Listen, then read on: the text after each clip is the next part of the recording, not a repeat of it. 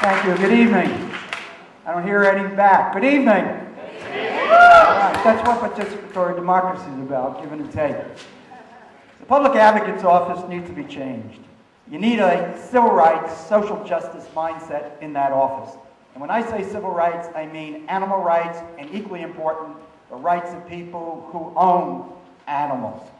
In the context of this office should be encouraging, nurturing, and supporting community organizations all across the city to challenge the status quo.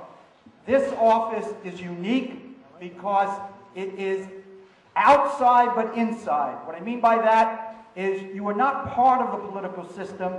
The city charter mandates that you monitor the city agencies, including HHC and some of the other agencies that have been mentioned so far. I love the concept of humane voters. When I was growing up in Brooklyn, I thought everyone was humane. I went to Mississippi in the 60s, and then I shortly found out, well, there were people that were inhumane along racial lines. And then I found out people were inhumane along gender lines. Then I found out people were inhumane along sexual orientation lines. Then I found out that people were inhumane towards people who were different. And I also found out when I was the head of the Civil Liberties Union that even in New York City, the great liberal state and city that we are, that people were inhumane towards people who had animals. There was a case where there was a woman who lived across the street from Central Park.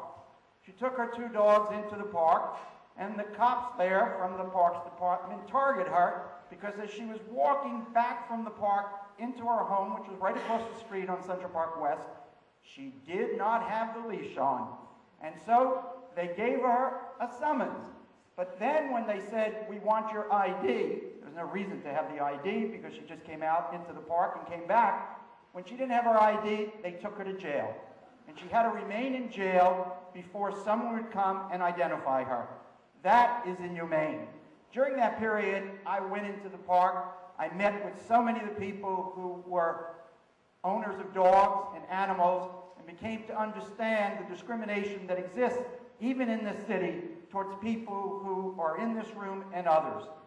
My view of this office and why I want to be it is I'm not a career politician. I don't want to be the mayor. I don't want to go to Albany. I don't want to go to Washington.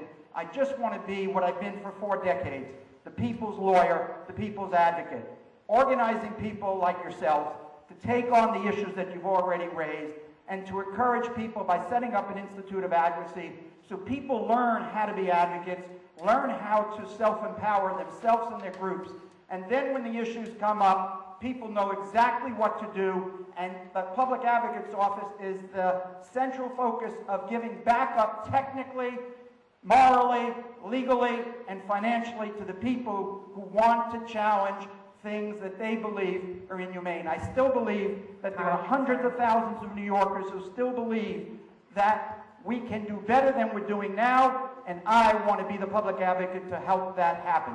Thank you very, very much.